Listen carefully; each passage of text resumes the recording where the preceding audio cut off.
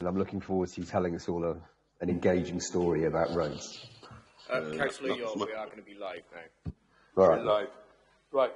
Good morning, everybody. Notice I'm in the room, as they say. Right. Welcome and apologies. May I welcome all members and officers to the hybrid meeting of the Economy and Environmental Overall Scrutiny Committee.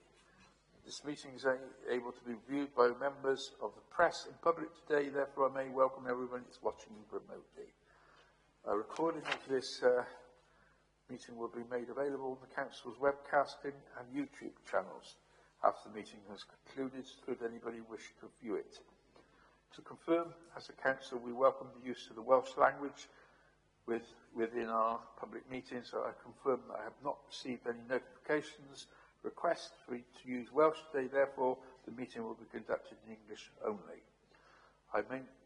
May I remind officers to refrain from using May I remind members to refrain from using the chat facility, instead use the raised hand icon to indicate when you want to speak.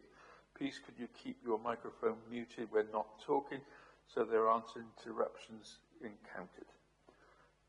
May I also remind members, as per scrutiny guidance under section 4 of the Local Government Wales Measure 2011 and our formally adopted hybrid meeting policy, any member attending remotely must be able to be seen and heard by the members and officers who are attending the meeting, as well by us members of the public viewing the meeting. So can I ask you, will you please use your cameras for the duration of the meeting? So moving on to the agenda. Can Neil, our Democratic Services Officer, confirm that we received any apologies? Yeah, morning, Chair. We've received apologies from Councillor Norma Parish. Thank you very much indeed. Item number 3 on the agenda, minutes of the meeting held on the 6th of March. Just to remind members that these minutes relate to the report received on the draft recycling strategy 2025 to 2030. Members. Sorry to interrupt you. You've missed 2 declaration passages. Right. Sorry. My apologies. This has been in a strange environment. Sorry. Item 2 on the agenda, which I did miss, declarations of interest. The usual thing is, can I ask members to state whether they have any declarations of interest? If not, we'll go as per usual declarations as we go along. So has anybody got any declarations to start with? Nope. Good. So, okay, sorry about that. Repeat myself on minutes 3. Sorry about that. Minutes of the meeting held on 6th March, I'll repeat. Just to remind members that these minutes relate to the report we received on the draft recycling strategy 2025-2030. Members, do you approve these minutes as an accurate record? I'm looking at it. Great, lovely. So everybody, anybody against? No. Great, so unanimously approved. Number 4, action sheet. Could members confirm that they have any questions and whether they're happy to note the action sheet? We've only got a few items on there. I'm looking over there. Happy to note, Chair. Thank you there. Got that. Everybody. So we will move on to the substantive part of our agenda, which is the Highways Asset Management State of the Asset Report, carriageway maintenance. I've got here. Have we got Mandy Owen? She is there. Hi, Mandy.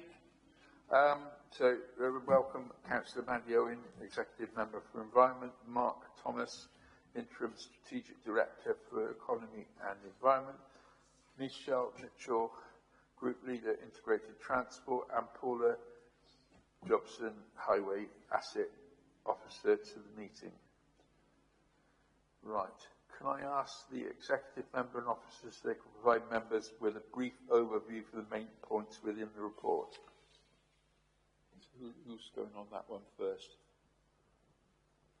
Mark. Thank you, Mark. Good morning, Chair. Yeah, if I can take you through the report briefly. I understand that all members have already been through the report, so I won't take you through it verbatim, but I'll just focus on the main areas, if that's okay. So the existing highway asset management plan is in place and is valid until 2025. So obviously we're working to renew that at the moment. Our main focus has been on the carriageway assets, but obviously the highway asset management plan covers a whole range of other assets such as our retaining walls, bridges, footways,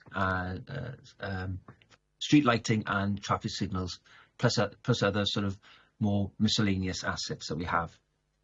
But because of the impending local government borrowing initiative by Welsh Government, investing in highways across Wales, the priority has been really to look at our highway assets. And also, obviously, there's an increased capital allocation over the next 3 years by council as well in terms of investing in highway assets, which is most welcome. So what we're looking at the moment is a renewal of that highway asset management plan, and we've adopted a revised approach with regard to how we manage our assets, and focusing mainly on how we determine the condition of those assets. And that condition survey and data will then inform our future investment proposals going forward. Might not always resulting in additional funding, because obviously very much aware that the council has a number of competing demands as well in terms of education, social services and strategic challenges that the council face. But one thing this revised approach will do is allow members to make informed decisions and have an understanding of what those what the implications will be in terms of whether the funding profile is as well. So that's what we want to do. So we want to be more data-led, and the intention is going forward is to enable members to have a more informed decision as well, whether it be on a strategic level or whether it be on a ward by ward basis as well.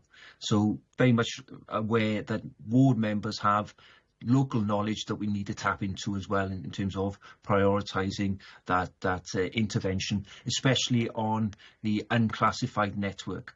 I will reserve the right through Cabinet obviously to prioritise on the strategic network, but as you can see from the report, I'll go into the report now, the unclassified network, which are the side roads, are in a poor condition compared to our main strategic network. So that's the purpose of the report, really, is to take you through the methodology that we are proposing to adopt. It's not a massive step away from the technique we're doing at the moment, but it's more data-led, really, and more transparent is the intention. So flipping through the report very quickly, we've given 3.7 gives you a description of the carriageway assets, so gives you the sort of the lengths of our A, B, C and U roads.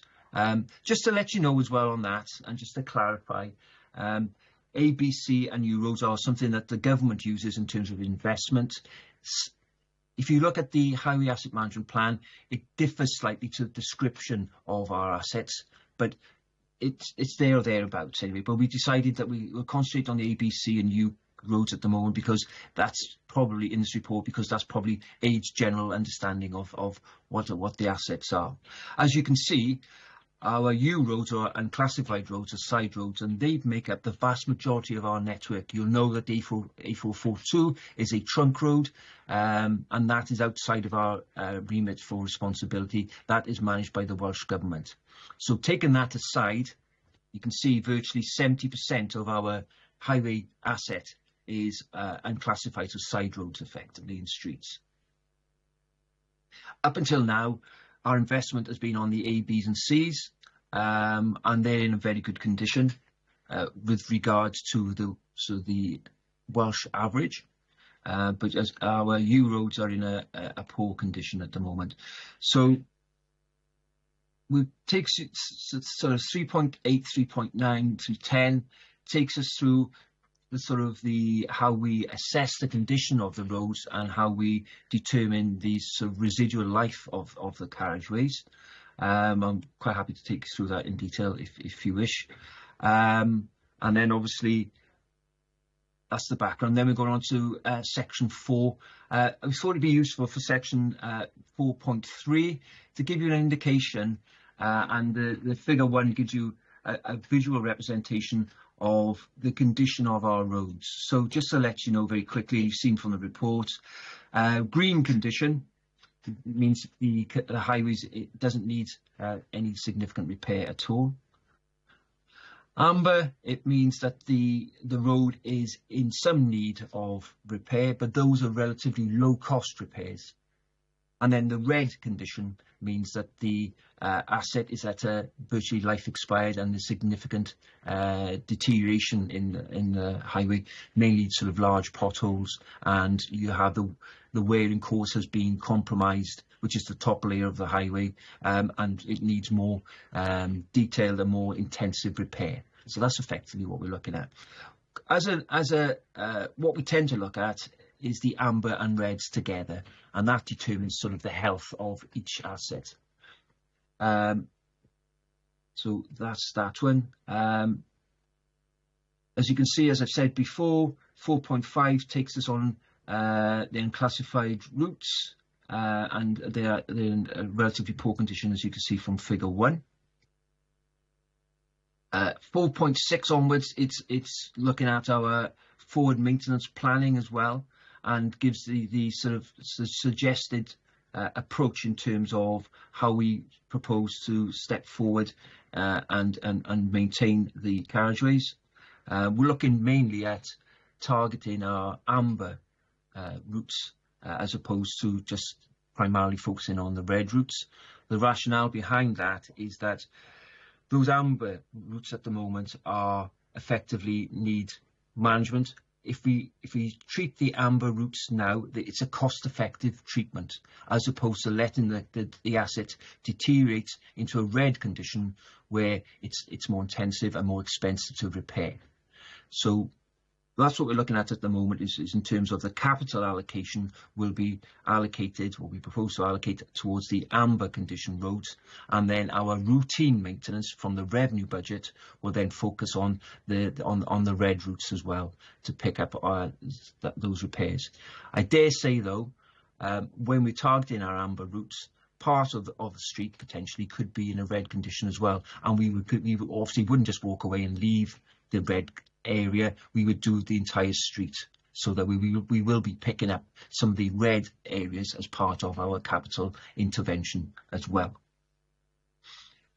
You'll see 4.13 onwards looks at sort of the historic investment in carriageways, and you can see potentially there's been an underinvestment in highways across Wales, and that's not just common to Wales, it's common across the UK, and that's as a reflection really of the use of austerity, where many authorities have perhaps taken a reduced approach to asset management because they need to tackle more pressing issues within their councils. As you can see, there have been areas and periods of investment by Welsh Government as well, so local government borrowing initiatives. There were previous rounds of that in 2012-13 up to 2014-2015, and that has provided valuable investment into the asset. From our analysis, and you can see that on figure 2, you'll see a black horizontal dotted line. That hovers around about 1.8 million. At our best assessments is that an investment of 1.8 million per year is needed to keep the highway asset at a steady state. That steady state means that the asset is the condition of the asset, and then the percentage of carriageway in amber and red remains static, so there's no deteriorating. Investment below that means that we're in a state of managed decline within the highway. Again, there's no criticism applied to you at all. It's just, this is an intention just to give members on an annual basis an informed decision on their investment decisions. We're looking at, obviously, Section 5 covers the public liaison and education in terms of how we liaison, how we're using the information that we've gathered in terms of informing our highway asset management plan. Number 6 are the implications. They're obvious, obviously. The authority has a duty as well to ensure that its highway network is safe for road users.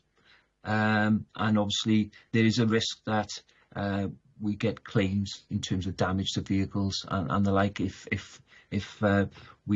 some of our roads fall below that sort of standard of repair. But as you can see, our repudiation rate against claims is very good. So that's pleasing to see. And obviously we're mindful of taking this report through scrutiny, and would welcome really sort of the input from scrutiny in terms of an overview and scrutiny committee in terms of the proposed approach, and any comments that you have, the way we can improve our approach would be most gratefully received. I think that concludes my overview, Chair. Thank you very much, Mark. We've got a delight of 24 questions here, so I think without much ado, unless anybody else, Mandy, do you want to say anything? No, not really, Stuart. I think the report is, very detailed, and I think Mark has covered the overview of it.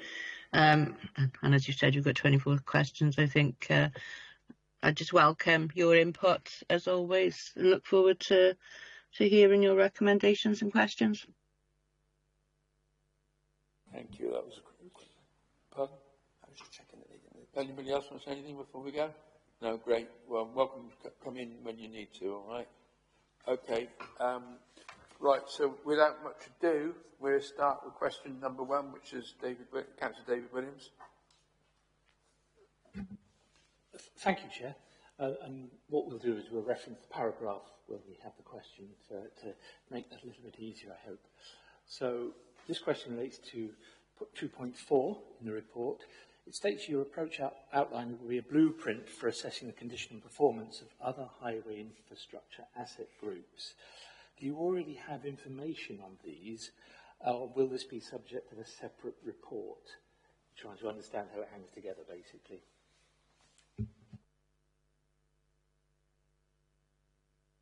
Jay, if I can take that question, if you don't mind.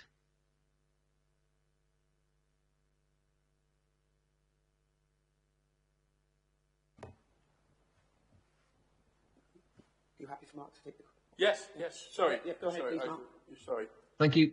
Yes, thank you, Councillor, for the question. Yes, it's the other assets will undergo the same approach and will be incorporated within the overarching highway asset management plan.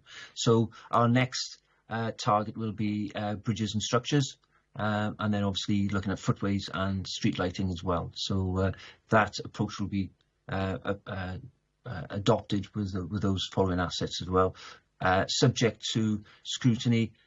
Wishes we could bring that back and seek your guidance on that as well. More than happy to do that. But yeah, that's the intended approach, to then form a revised highway asset management plan by the end of 2025.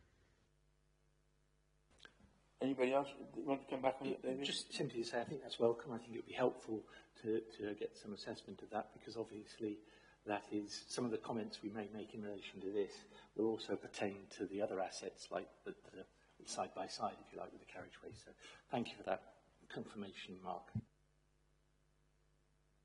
Okay, next question is Councillor Nicola, and it's 3.3. Thank you, Chair. Good morning to everybody. My question is relating to 3.3. The current highway asset management plan covers a period of 2019 to 2025. Revisions began in 24 with a commitment to developing an informal-led document.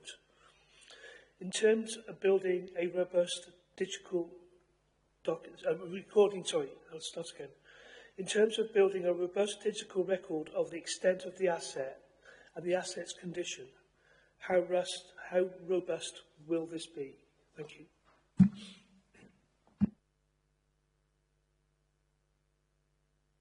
Jay, if I can answer that one quickly, if I can answer that, and then obviously colleagues can feel free to come in behind that. In terms of robustness, Councillor Horler, we're using national best practice in terms of the asset assessment. We're also using best practice in terms of how we record that information and how that information is translated into reporting mechanism. Now, what we do upon that as well, officer assessment of those survey data is undertaken as well, and it's been held in our new highway asset management system, which is called Alloy, and it's linked in, and we're just about finishing it now in terms of its linking into MCS as well. And also it links into our highway maintenance inspectors as well. So they have handheld tablets out on street, and they will report defects and repairs, and all that is held within one central system. And also we've just trialling it now so that I'm going off slightly off tangent, but just to give you the whole picture, where members report defects, highway inspector will go out and inspect those defects on street. We'll be able to record what's happening on street, and a response will then be formulated straight back to the elected member to give an update on that as well. What we found previously is that we were reliant on handheld notes.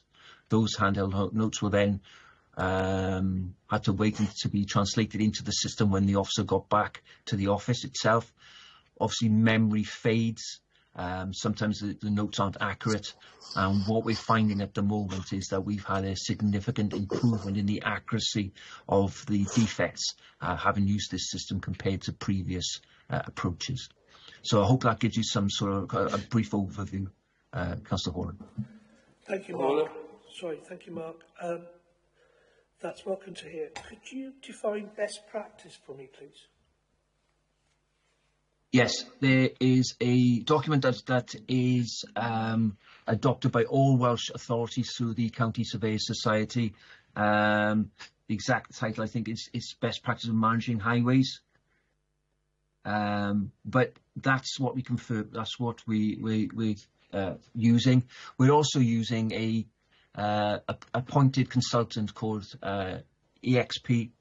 Now, they've been commissioned by Welsh Government, Welsh Local Government Association and County Surveyors Society, and they've helped provide that technical analysis across all of Wales in terms of trying to rationalise the approach from all Welsh authorities in terms of how they manage their highway asset.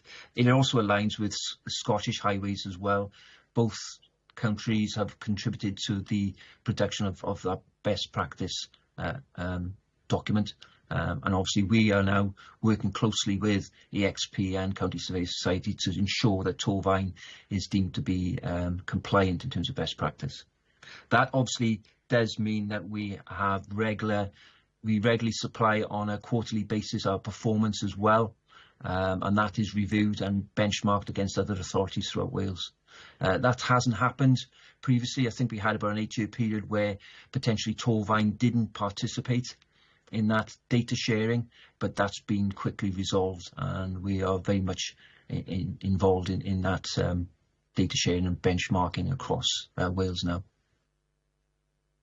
Thank you, Mark. That's really appreciated on your reply. It clearly shows that we are doing the best. Thank you. Please. Thanks, Jay. Thanks, Councillor Horler. Just a reference as well in terms of the best practice that is mentioned in the report in point 315. So if you did ever want any further details on that, please come back. Okay, next question is number 3, and that's 3.5, and that's Councillor Nathan Yell. Morning, thank you, Chair. Morning, everyone. If I can, though, I've got a quick supplementary on, or just a question of interest on Nick's question. Is there any particular reason why we're only doing that best practice benchmarking with Scotland, and why it's not a GB best practice initiative? Or is that one of those things that just happens? We just ended up in that situation for no apparent reason. I think there was a deviation of approach between English authorities, Scotland and Wales, is my understanding. But I can provide a more detailed response if you wish, Councillor. But I think that's an issue. I think both approaches aligned when we were undertaking that assessment, and that's why the Scottish authorities and Welsh authorities combined in terms of that approach.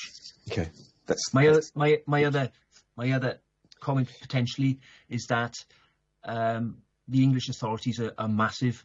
Their investment profile is significantly higher per authority than Wales and Scotland, and that might well have influenced their approach as well. Okay, well, thanks for that. Right, now back to the script. So, as the Chair said, this is my question refers to paragraph 3.5. So, could you confirm what machine-based condition assessment of the whole carriageway you're referring to in this paragraph? And perhaps could you provide a bit more information to those members who don't really understand what who don't really understand what those definitions might be?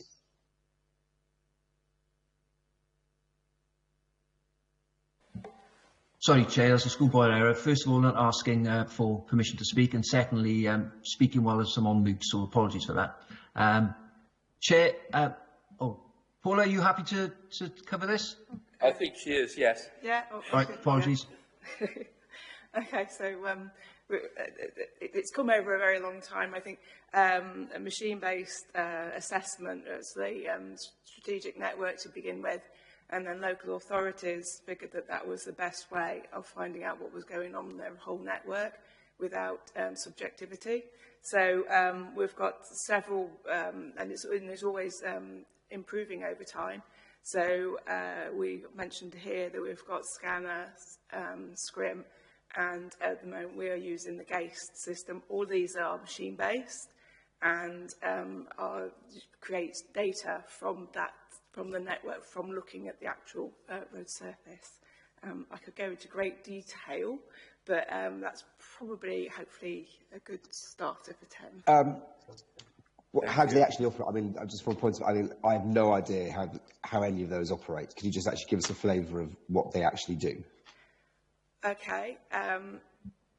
The Scanner is quite a huge vehicle and has multiple points of laser and different types of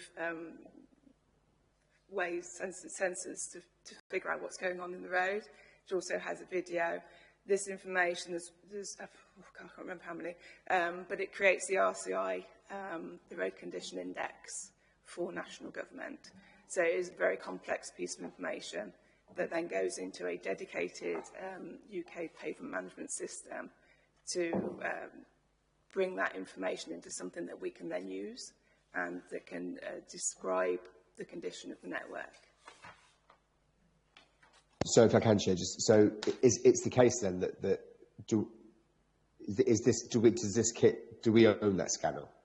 No, there's only two companies in the entire country that are that have accreditation, has the equipment to. Okay, so it's fine. So it's a case then that we have to rent in or hire in this company to do a scan of the roads, the information of which is then sent back to national government, and then national government packages up and reparcels that information back to us, and then we can take a decision on what we're going to prioritise. Not quite. So right. Is it more effective? Is it potentially more effective than what I've just said? Yeah, it is our data, and we correspond directly with the company that runs on the road. And it goes into our UK PMS. We then send a report to central government, to the national government. Thank you, Nick. Are you finished there? Yes, Mark, did you want to come back? You got your hand up. Yes, if I may, just to add to that, really, in terms of additional information there, really. Councillor, what we've got is, again, we've got Scanner and Scrim. I'll go into those very briefly, but they cover our main strategic routes, so A, Bs and C routes, okay? And then the GAST is a AI visual assessment, vehicle mounted, which covers our unclassified routes, our side roads. So, as Paul has said, the scanner system effectively fires lasers into the carriageway, and from that can determine the residual life of the highway, first of all. So that looks at very briefly, and Councillor Slade, I know you're smiling because I'm being very sort of light on detail, but that effectively gives the effective residual life of the highway. Then you've got SCRIM. The SCRIM stands for Sideway Force Coefficient Routine Investigation Machine. I've got it written down. That doesn't come off the top of my head. And that measures the skid resistance, again, on our A and B roads. So they are relatively high-speed roads, and skid resistance is of major importance there to aid sort of effective braking by vehicles as well. So that's how we assess the health of our main arterial routes. And then those machines have to travel over that part of the carriageway to get that effective information. So, for example, if you've got a two-way road, they have to travel up and back down to cover both carriageways. The benefit of GAST system, which is being rolled out across a significant amount of Welsh authorities, is that it's camera mounted. It scans the highway and it fills in the gaps where there are parked vehicles. So what it'll do is it will scan what it can see. It can scan between parked vehicles, and will make interpretation about what's underneath that vehicle. So it's not as exact as what we're going to do with the main arterial routes, but because they're side roads, we can take a sort of a more informed decision in terms of the asset there and the condition there. Then obviously it measures within 35 different parameters and comes out with an assessment on the level of maintenance of that highway. Because it's an AI element, we do go out and test it with logic by our inspectors as well, just to make sure what we're being told by the computer makes sense.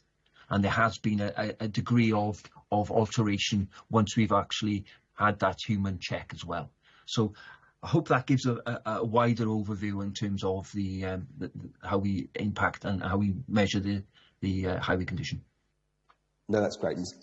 If I may, Chair, just one more supplementary. On the, so it was two actually, one is a statement. So presumably, if the AI-based technology for the U roads ends up being reliable, that is something that we would presumably across the country, authorities would be looking to roll out for the priority roads in the future. And then on the scanner-based on the laser-based technology, sounds like we're in Star Wars. Have we done any analysis of actually the extent to which the predictions that the laser-based assessment gives us are actually tallying up with the state of the roads in reality? So I guess the question is there a dissonance between what that predictive element of the assessment tells us with the actuality on some of the roads? Yeah, just to come back, just to let you know, we do, that gate survey does the entire network as well. So we do use it on our classified routes as well, but we've got more intensive data there as well in terms of the scanner and the scrim, so we tend to rely on that a bit more. But it's a useful double check really in terms of, and also it's a useful visual record as well of the state of the asset as well. In terms of the scanner detail as well, I know Councillor Slade, this is right into his area of expertise in terms of testing, so I'll defer to Councillor Slade in this as well. But it's a national standard that we use to undertake that level of repair of the term I'm looking for is the integrity of the highway itself. So it's a national basis. It has been a sort of rationalised and tested in terms on a national basis. So, and just to let you know as well, we use a Welsh Government framework to hire in these vehicles as well, because they know every authority needs access to these companies as well. So we do that on a national basis. Councillor Slade? Okay, thank you. Yeah, thanks. I wasn't going to tell any stories, but I thought I might as well. I'll give you the reason why Scotland was sort of a bit of a player in this is years ago, the main method of assessing carriageways was a machine called a deflectograph, which was the size of a lorry, and it was a very slow moving lorry. It sort of moved at walking pace. And it was, there were about, I think it was 3 guys you needed to operate it, and it also needed traffic management because it was so slow. And it used to cost, back then, it was like £150 a kilometre. So there was a move, if you like, to sort of find something that sort of could do it a lot quicker and a lot cheaper. So they devised this scanner. Now, Scotland did a lot of research because they had more to lose, if you like, because they were doing extensive deflectograph surveys because they've got long A roads, if you like. So they did a lot of research trying to tie together the results of scanner surveys to actually what was going on the ground using visual inspection. So they did a lot of work in the refining of the information picked up by the lasers to reflect what was actually happening on the ground. So basically, that's why Scotland were important.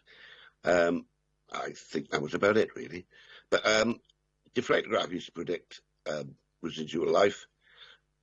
Things must have moved on since I retired because I wasn't aware that the scanner could. But there you are. Thank you. Thank you, Councillor Slade. Mark did refer back to you a few times on this. Okay, so we get to the next subject, which is Councillor Haller, and it's question 4, and it's 3.6. Thank you, Chair. This is about 3.6. The carriageway asset group is the most expensive and so the first to be prioritised for an asset management revision. Please can you explain the rationale behind this decision, and is there more of a risk by doing it this way? Thank you.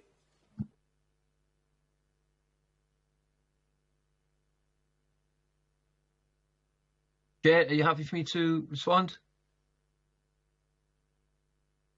Yeah. Thank you. Thank you, Councillor Hall. Yeah. Carriageway, obviously, asset is the largest asset that we have in terms of the expense and the investment that we have here, and also I suppose it's the one that the public are very much aware of. No one's worries about a retaining wall or a bridge unless it sort of fails. Obviously, we'll do our level best to avoid that. So a lot of that work goes on unseen in terms of that. But obviously, the carriageway asset is something that is very much in the public vision and awareness, and it's something potentially is one of the aspects that we're judged upon in terms of how the authority performs. And so that's the rationale why we've picked on the carriageway asset group first, but obviously, as I've said previously, we are then moving on to the other assets as we proceed. But obviously, when you look at the bridge maintenance, there's already a principal bridge inspection regime in place. That's a legal requirement, so all our significant bridges undertake a regular review, and that's already going ahead. So we do have data on our other assets. It's just how we bring that data together, how we manage that, and how we accurately report that to members on an annual basis. So we're not turning our backs and we're not neglecting repair and maintenance of the other assets. It's just that we're going to revise the way in which we provide this information to members. Thank you, Mark. Thank you. You okay there with that one? Okay. Question number 5 is 3.12, which is Councillor Clarkson. Yes, thank you, Chair. I think some of this information has already been provided, so I'll ask the question in a slightly different way. We're talking in 3.11 that the scanner condition surveys are not required for the unclassified roads, which has already been clarified. So there's no ability to make national comparisons as such. Just wondering if there's anything in the near future where the assessments of the unclassified roads are going to be expected to be fed in a national way, with all of the changes ongoing at the moment and all the concerns about road condition. Chair, if I can take that, yes, please. Mark. Thanks, Councillor Clarkson. It's a good point that you make. We are using at the moment these systems. GAST is one of them. And just to let you know, I've got a list. Let me just check quickly. I've got a list here of some of the other authorities that are using GAST as well. So in terms of our neighbouring authorities that we have, we've got RCT are using it. We've got Newport, Rhondda Taff, Vale Glamorgan, Monmouthshire as well. So quite a lot, and obviously you've got sort of South Wales, you've got Swansea as well, that using, and Carmarthenshire looking at Gend as well.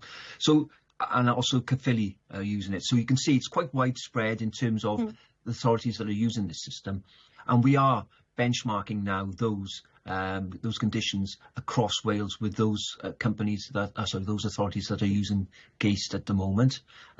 Welsh Government, I think my understanding is Welsh Government are favouring GAST in terms of this assessment method over others. Predominantly because they think it provides greater reliability of data. And so we are looking at that, and discussions have been in place, and I have been party to those discussions with other authorities on a national basis in terms of looking at those issues that we have with our unclassified routes. A lot of authorities are in our situation as well, in terms of with limited funding, obviously you focus on your main arterial routes. But we're very much aware of our commitment in terms of the county plan and our Marmot principles as well in terms of improving our local communities, and hence the reason why this data-led approach now has allowed us to start focusing on our unclassified routes and closely monitoring the conditions on an annual basis of our A, B and C routes to ensure that we don't take our eye off the ball effectively. But at the moment, our A, B and C routes are performing very well. And so we're starting to look and focus now, especially with the local government borrowing initiative, the vast majority of that we propose to target towards our unclassified routes. Yeah, no, I think that answered it. It's just, you know, there is so much interest in the road condition, especially on the unclassified networks at the moment. I'm just wondering whether there's going to be anything on a national level where we're going to be obligated to report back. And whether there'd be any cost implication there. But if we're already on that road, then I suppose that's already sort of being addressed at this level now, and Torfaen is sort of ahead of the game with some other local authorities. So thank you for that assurance. No, thank you. And Chair, if I may come back in really. Please do. Whilst Welsh Government haven't overtly said target your unclassified, what they have said is, you know, you need to think about your reds as well. And effectively, as you can see from our data, that's where most of our reds are lurking and the potholes are lurking, is in the side roads. Yeah. Okay. Thanks ever so much. Thank you, Linda. Right. Next question is number 6, 3.12, Councillor Williams. Thank you for that, Chair. And again, some of this has perhaps been covered, but I think again we were just trying to understand in kind of lay terms. Because you mentioned that GAST sort of has some 35 defect parameters, so it's really trying to understand what those might be. Presumably cracks in the road, holes, loose chippings. It's just to try and understand what sort of things you pick up in quite simple terms without going through all 35.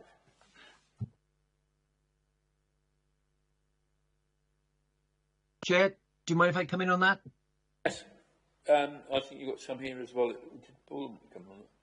Well, yeah, I'll defer to Paul, Chair, if that's okay, because... Yeah. She'd look like one too. Hi, yeah. So there's a vast amount of defects that, well, they refer to them as damage types in GACE, because what they're trying to do is they're trying to look at the network in a practical way as to what is the damage and then what is the solution to the damage. So we've got quite a lot of different types of cracking that it picks up. We've got chipping loss that picks up, broken blocks and what have you. Of course, we've got the normal cracking, transverse cracking and all that goes on, and what's going on under the wheel track. We've also got edge, the breakage and fatting and fretting, which is all to do with the surface becoming less capable of being, you know, of continuing to be a good surface with the weather and stuff. So it's also got a bit ironwork, deterioration, heave, patching, because of the way that the camera picks up all the different, it's very high specification camera. So yeah, it picks up all sorts of things, resurface patching, rutting, potholes, subsidence, vegetation even, not so much of a necessity in urban areas. But, yeah. I hope that answers what you're after. Could I ask a question? I heard road engineer referred to as scabby road. Does that?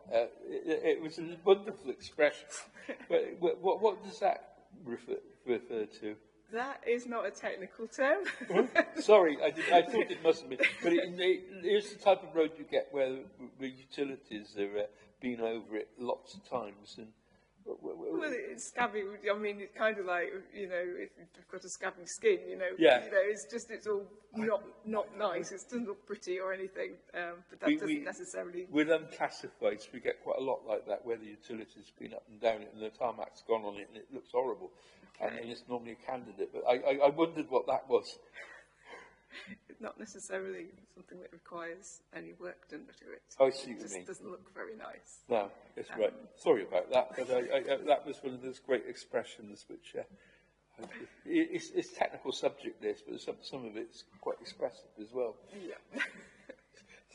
so sorry, Mark, you want to come back in again? Yeah, thanks, Chair. That's one challenge that we have in particular, and we need to improve on this in terms of control of our statutory utilities in terms of when they're going into roads and their state of repair as well. So, yeah, we're going to watch that very carefully, because otherwise, if you're not careful, those trenching through the carriageways, if they're not properly repaired, can lead to tree deterioration, and that's a source of frustration amongst councils and members of the public as well. Please come back. Sorry about that. Yeah, no, I think that's fine. That was a very helpful answer, because I think you did put it in very clear terms, and that helps us understand, because obviously we're the ones who will have to get some of those questions and queries. So thank you, that is helpful. Sorry, thank you very much for that. It's quite it is getting quite technical, but it's good that councillors do understand what you have to deal with. So, question 7. 3.14 is Councillor Slade. Yeah, hi. What types of treatment are we looking forward, to bringing in going forward? I mean, at the moment, all we seem to be doing is a sort of plane and resurface. We don't seem to be taking advantage of any sort of cheaper methods. I mean, I'm quite a fan of surface dressing, to be honest. And could you give us an idea of the comparative costs of the different treatments?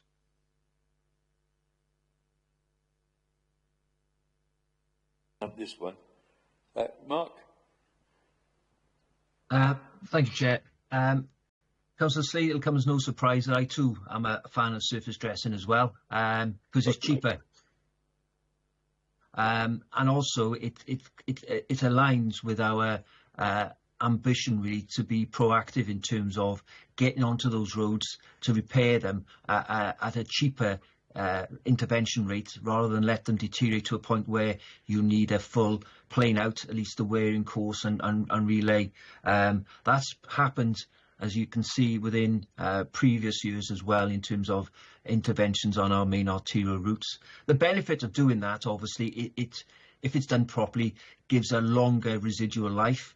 But as you rightly say, surface dressing does tend to sort of put a lid on the deterioration of that asset and buys you additional years before you really have to go in and do something. Now, with the state of national investment within highways, that surface dressing to me makes perfect sense in terms of trying to stop the rot, if I may use that term. This is very indicative, Councillor Slade, but the sort of costs we're looking at in terms of interventions, to repair a pothole costs around about sort of £60 per metre squared.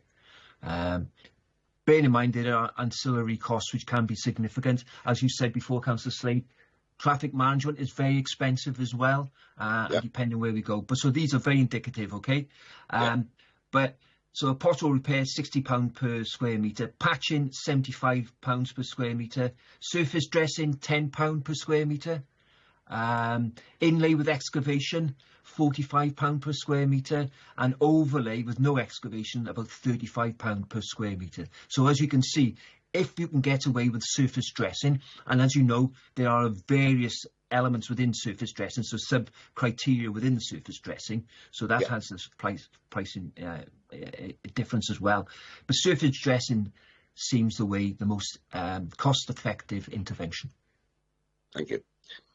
Just a quick sort of follow-up, if you like. Around the sort of late 90s and early 2000s, in-situ recycling was kind of hailed as the next big thing, if you like, particularly for roads that needed reconstruction. Is that kind of advanced at all, and is that an option going forward? Chair, if I may respond, I'll say it makes sense in terms, as you're looking at, even more now, you're looking at the environmental impact in terms of highway maintenance. In situ recycling, effectively, very briefly, obviously, you're using the same aggregate material, so you're not importing aggregate material in, it's just recycling it, mixing it with a new bituminous material and relaying. I know we've used it previously in other authorities, not on main arterial routes, but certainly on sort of C classification and B classification routes. It is something that we could look at, definitely. My understanding is, and the last time I did this, Councillor Slade, so bear with me, was probably about 20 years ago when we used this. And you'll know the road from your local knowledge. We did Mumbles Road in Swansea. We used that approach there. It seems to have held up well, but you need large, uninterrupted sections of road really to undertake that. The presence of ironwork does present a challenge as well.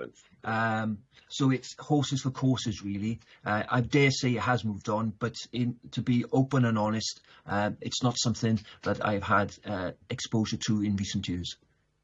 Thanks. Oh, I'm up next as well.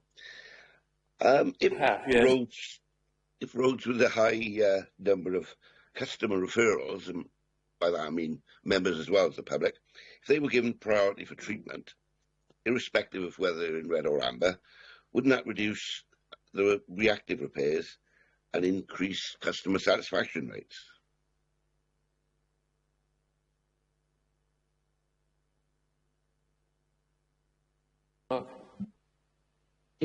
It's a good point that you make, Councillor Slade. The issue that we've got, I guess, with great respect to members of the public, is that some of the reports that they give of defects don't meet our classification, our intervention classification, and as such will not be deemed to be a priority for repair. However, the suggestion isn't dismissed at all, and what our proposal is going forward is to use members' input in terms of how we prioritise interventions going forward. They have that local knowledge. We work with them obviously to have an understanding in terms of how we can intervene and what constitutes a need for repair. So the ambition is going forward is to have the data-led approach, but on unclassified routes, to involve ward members to assess their priorities within the ward and see how that matches up and tallies with the data-led priorities. And potentially there could be an ability then to move certain roads around to meet the local politicians, the local members' sort of priorities. Because you'll know where you're getting heat from members of the public as well in terms of your network. And we want to work closely with you with regard to that. So again, very much aware of, and with the greatest respect, I won't be having that debate on A and B routes, because the priority is the priority. But on side roads, yes, more than happy to pick up that and use local ward members' local knowledge to inform that decision going forward. Thank you. Let's be done. I just come in on that, Stu. Yes, please. I think we're all, you know, we all have heat from our residents as well about potholes and the state of the roads. But I think going forward as well, we need to make that clearer on what we can do, what the criteria needs to be before we can act to sort of, you know, especially with the new schemes going forward and addressing the side streets. We just need to make that message clear out to our residents that some things we can do, some things we can't do, but make that criteria clear as well. Thank you. Councillor Nicola? Mandy, you steal my thunder. You really do steal my thunder. I think that as members we understand the criteria of pothole depths and everything else. But when public look at the hole, they look at the hole, they don't look at the size of the hole and the depth of the hole and the criteria that we have to meet to go through those. And please, can we take that as a recommendation that we do need to explain to Mr. and Mrs. Public that the criteria, what the criteria is before we would actually do that hole, although it would be inspected. Thank you. I would endorse that as well, because it's the one conversation that all councillors, whatever they are, would know about, because everybody knows what a pothole is, especially if we fall over the thing. Mark, do you want to come back?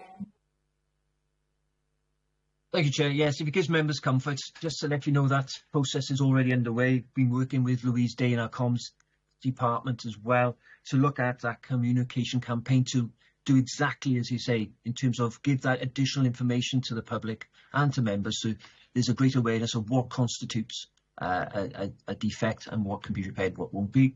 And also Louise is currently looking at revamping our web pages as well to make them more accessible. What we found as well previously, if you leave web pages just to technical officers, what they'll do, they'll just flood that web page with information to show how much they're doing and how important they are, as opposed to focusing on what the members of the public want to learn and quickly. So we've taken that principle, and Louise is revamping those websites now. I also thought the discussion you had with Councillor Slade about types of repair is important on this one, because we do recognise the difference between what's loosely known as potching and when you put patches on, because we had this discussion, by the way, in the pre-meeting about what's effective and what's not. Just goes along and then washes out, because in some certain areas of my ward, they know it well, and they think, oh, we're not caring. So the effective repair is always probably more cost effective than the quick repair when it comes to potholes. I just make that point interesting, and you've made that point looking at your repair approach by the sound of it. Comment on that.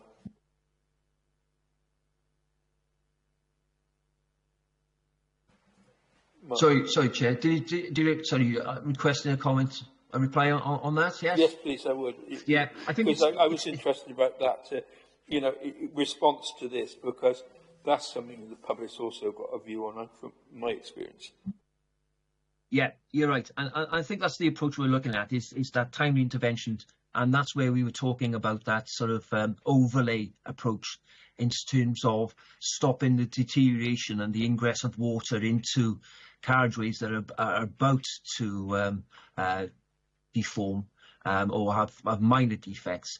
Because what you'll probably see is if you don't treat those roads, and you get a bad winter where you get a lot of rain and frost, then the frost will tear those roads to pieces very, very quickly. So that's where the benefit of that overlay or that sort of surface treatment, sealing that surface, is worth its weight in gold, really, in terms of that intervention. But it's getting into those roads at that opportune time, and that's what our proposed intervention sort of strategy suggests that we do. So what you have, I suppose, and it's to be clear, what's the risk that we have in terms of that approach is that you'll have members of the public saying, why are you treating that road when there are potholes in the road just around the corner? Why are you doing that for? And that's the information, again, working with Louise, so we have to be very clear to support the council and ward members going forward so they have a clear message of what we're doing. So we're using the capital investment to really put a lid on the deterioration on our side roads. The worst ones, which have got potholes in, will obviously be followed up with our revenue reactive maintenance. So we're not turning our backs on those really bad roads, but we're focusing on trying to stop those ambers slipping into the red, which will be then obviously they deteriorate much quicker and be more expensive to repair. Thank you for that, Rich. Well, I'll go on to question number 9, which is 4.1, and I'm asking that question. How much more transparent and customer focused will the new HAMP be, and how will you achieve it?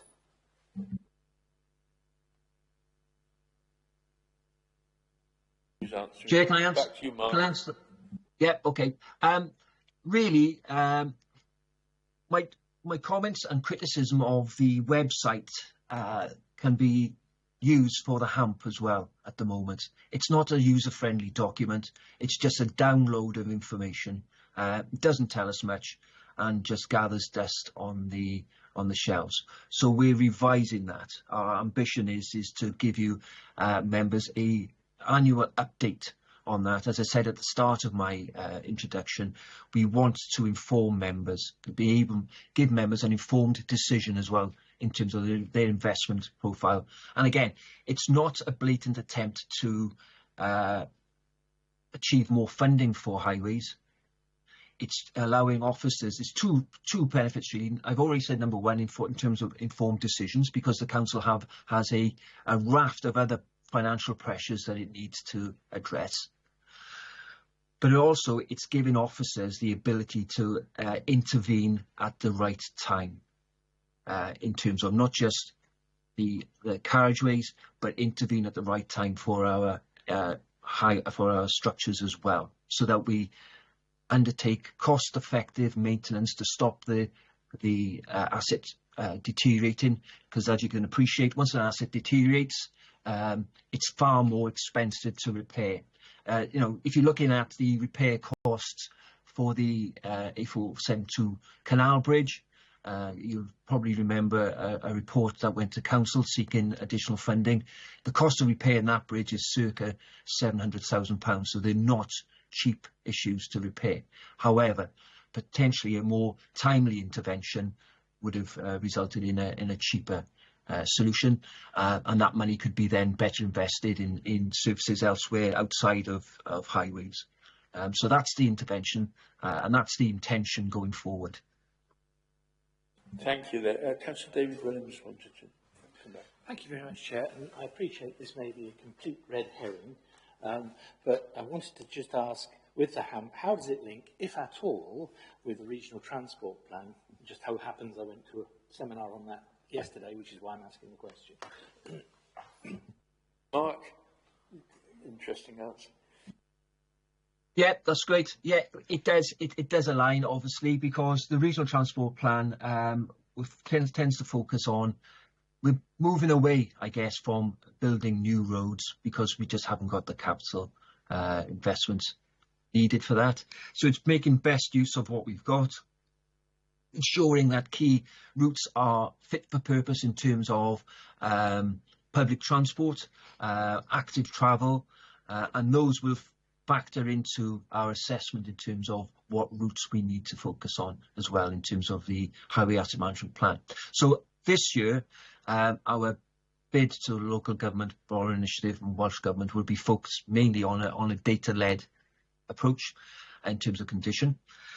Going forward, our ambition is, as I said, is number one, to link with members as well in terms of a ward-by-ward intervention basis, but also to pick up factors. So, for example, if we've got a raft of unclassified routes that are all of a similar standard of repair, we will then prioritise where, using other criteria such as access to schools, access to places of employment, access to local amenities, all of which will be picked up within the regional transport plan as well in terms of prioritisation, and obviously public transport routes as well is key for us. So there will be an alignment there as well. Yes, thank you. Can I ask a supplementary? It doesn't feature in this much, but what with the roads, things like footpaths, etc., do they come in as part of this, or are they something separate? Chair, they're a separate asset at the moment.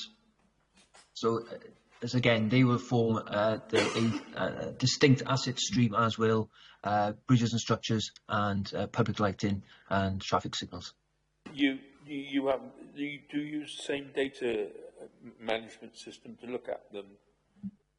No, we don't. That is very much on a visual inspection regime.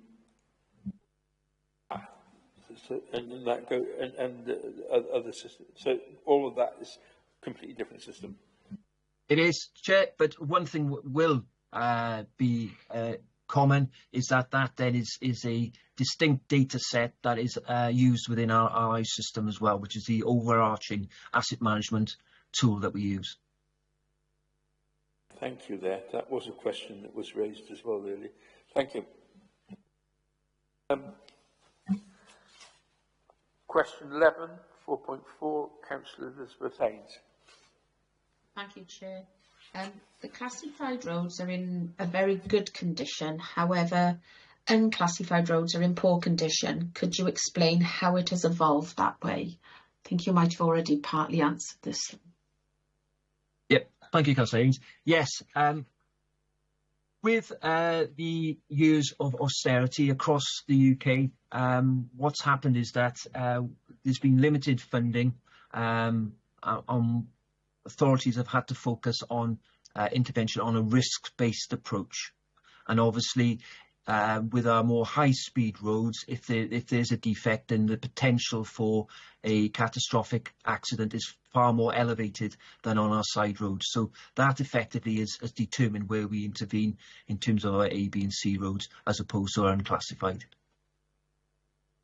I would add, though, obviously, we're very much aware now, as again, just to reiterate, this highway asset management approach does not stand in isolation in terms of the council's wider ambitions within its county plan and Marmot objectives, and we are very much aware and have been keen for about the last year or so to try and determine a mechanism where we can improve our local communities as well. So we're very, very glad that we've been able to have this opportunity to use this investment, and as you can see, that's where we're targeting that additional investment at this current time. Thank you, Mark. Thank you, Mark. Right, question number 12, 4.5, Councillor Clarkson. Thank you, Chair. Yeah, part of this question has already sort of been covered in different responses, but for the sort of benefit of clarity, I will ask it so that it can be looked at in one sort of answer. So, regarding to 4.5, members clearly understand the rationale and the cost effectiveness of focusing on the amber condition new roads, but there was some sort of question about the potential risks associated with the red condition roads, especially the ones which are in high use, which you've just mentioned. So could we have some more information about how they're going to be monitored and dealt with within this prioritised system, so that it's just more succinctly laid out for us?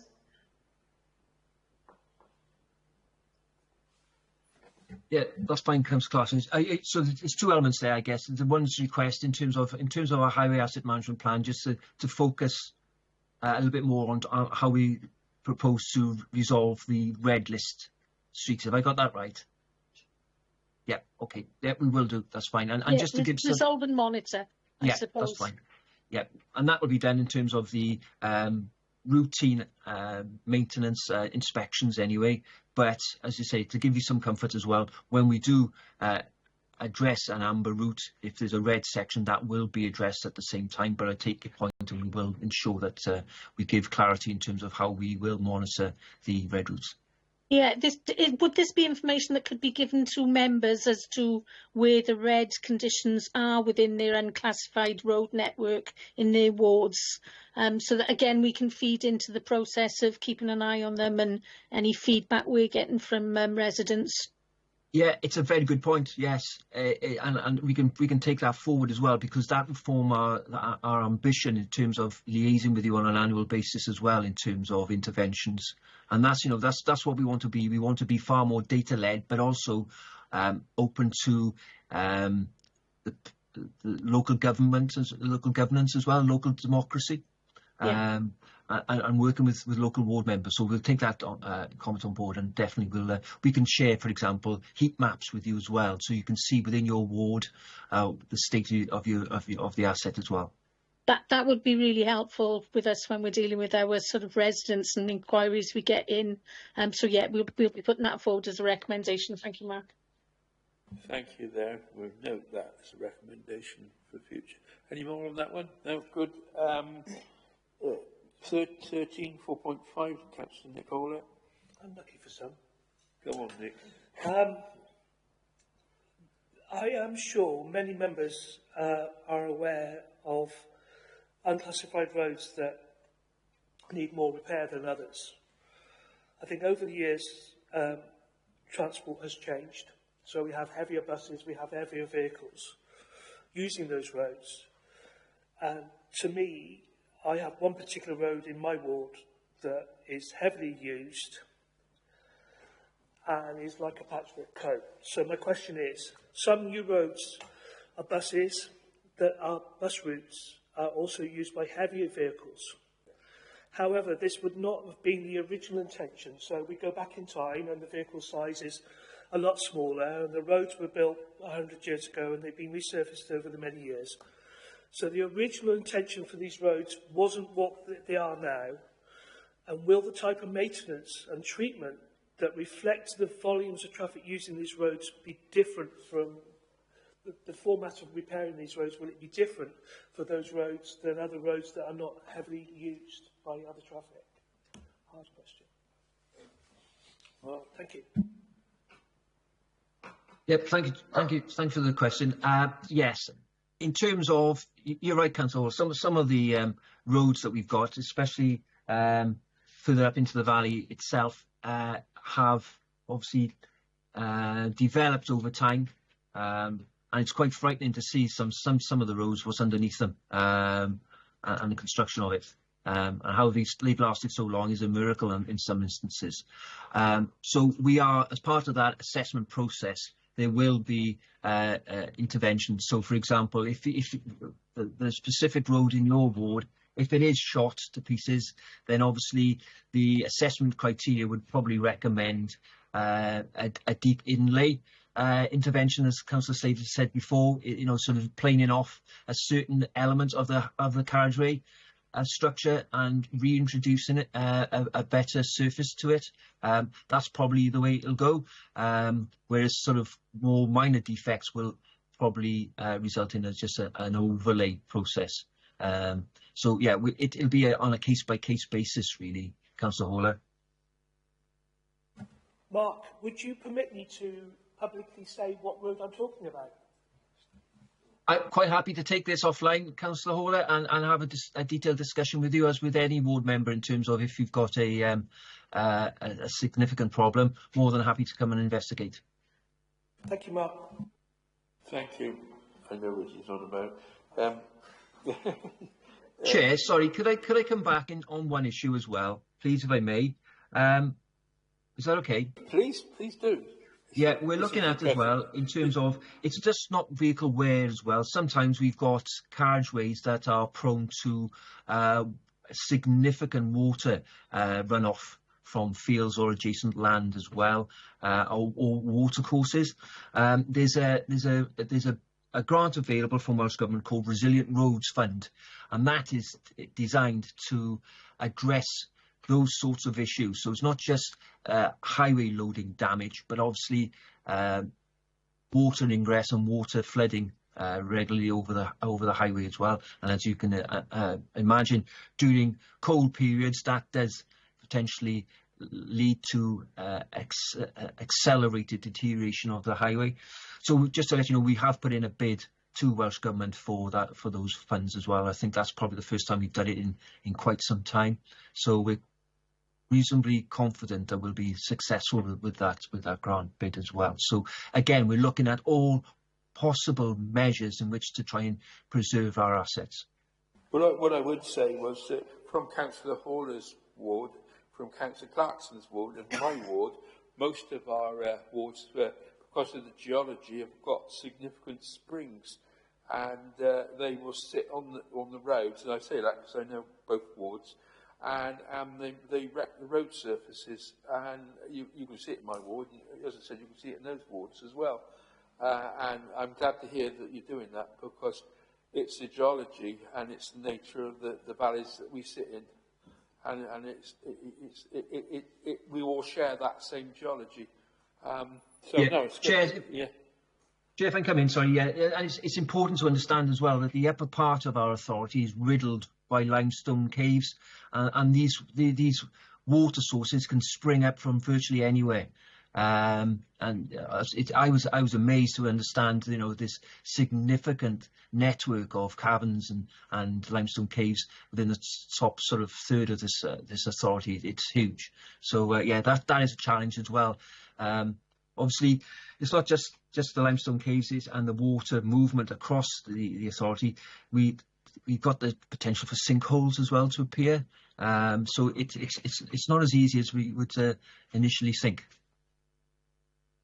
Thank you for bringing that point up, because springs going down the road happens in my part of Cwmbran all the time, and you've spent significant amounts of money on flood prevention schemes which go under roads, and that's cost an awful amount of money, and ends up in other parts of Cwmbran where you wouldn't think it went.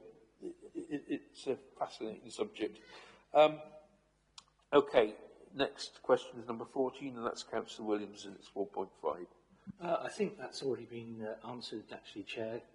Mark's given a strong assurance about inclusion of members and information members, so that's fine. I think that's a real good theme that's going to come up as a recommendation. Question 15, 4.5 again, is Councillor Yeo. Yes, you might have actually cover this, but in terms of hotspots, some areas are more inclined to report issues than other areas. How will you ensure that this process is fair and equal across the borough? Back to Mark again, I think.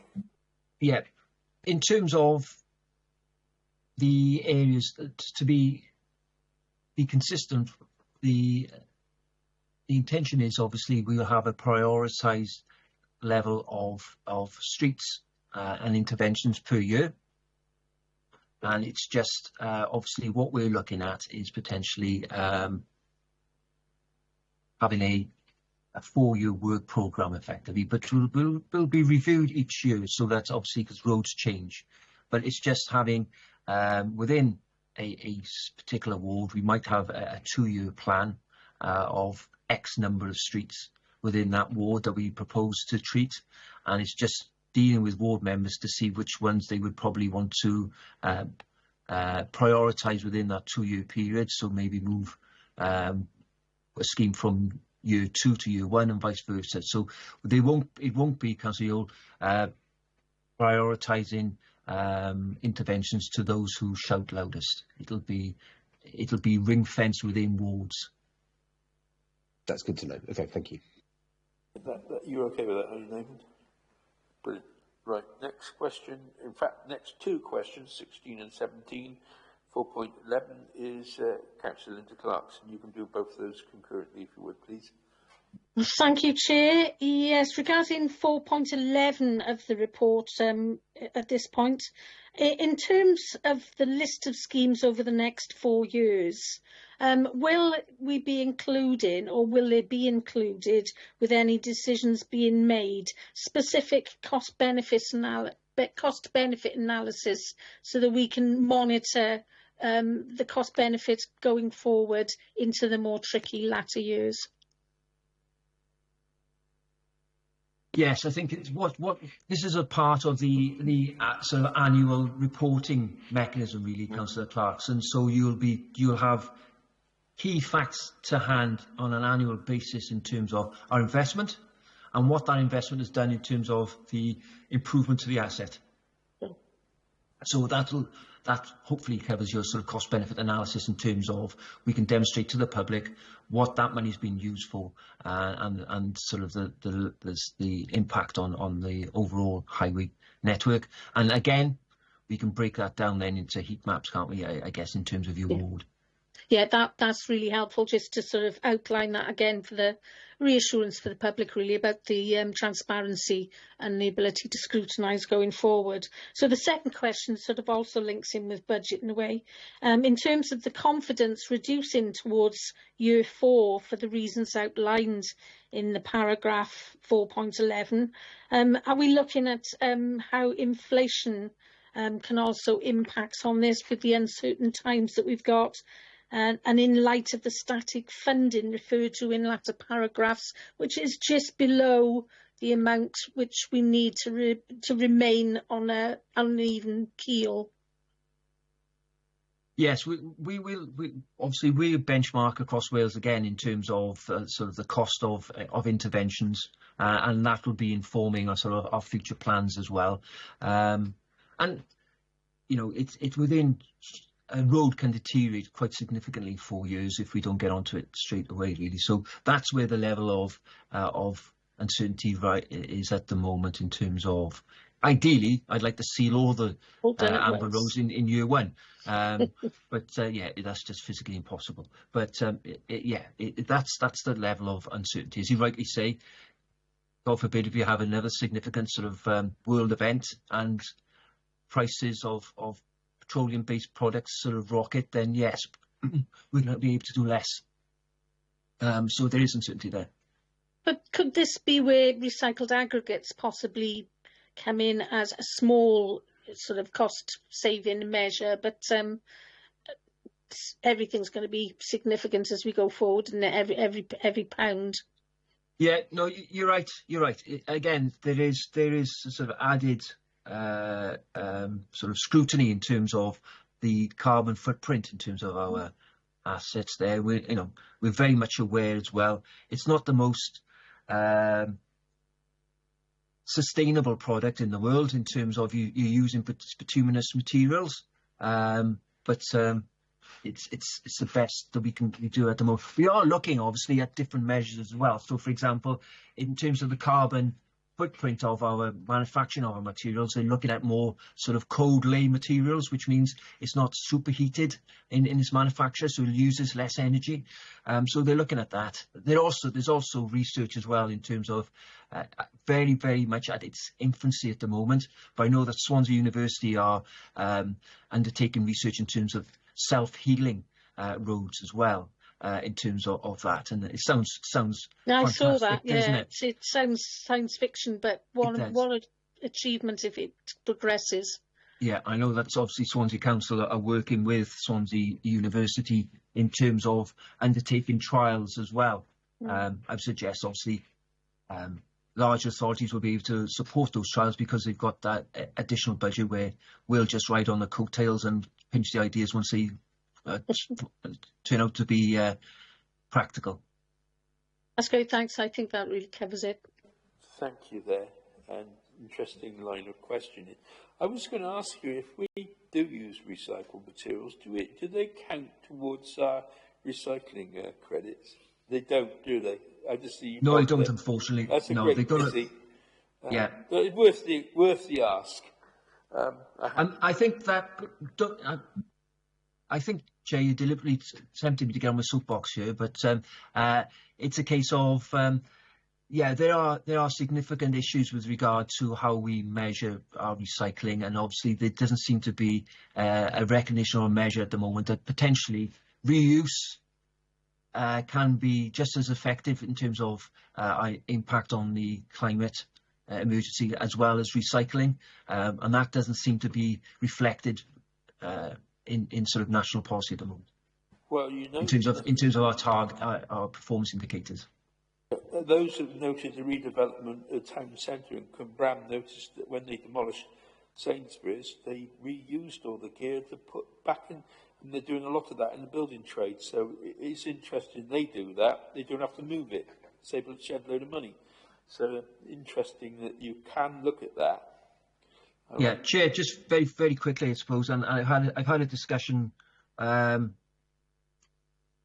particularly with Councillor Slade as well previously, in terms of the reuse of road planings as well, and we're looking at our contracts in terms of our resurfacing contracts. Some of the resurfacing contracts, because of a significant cost reduction, we allow the contractor to take possession of those road planings and reuse elsewhere because of the overall impact on of price. But potentially, with the increased cost of aggregates, we are now looking at potentially retaining those planings, as they call them, those arisings from excavation, and potentially using them elsewhere just to sort of patch sort of side roads and the like as well, and lanes and stuff like that. So there is a change in emphasis going forward in terms of how we recycle and reuse. That sounds good. Whole use of recycling materials. Don't talk to canal developers about that. 200-year-old brick's incredibly... it's aside there, sorry about that. Okay, I'll ask the next question, question 19, which... sorry, that's question 18, and that's 4.14 and 4.15. With regards to finances, could you please provide more information around where the extra capital funding is coming from and how much money is anticipated via the local government borrowing initiative funding from Welsh Government? Do you want me to repeat that, or is it okay? You got that?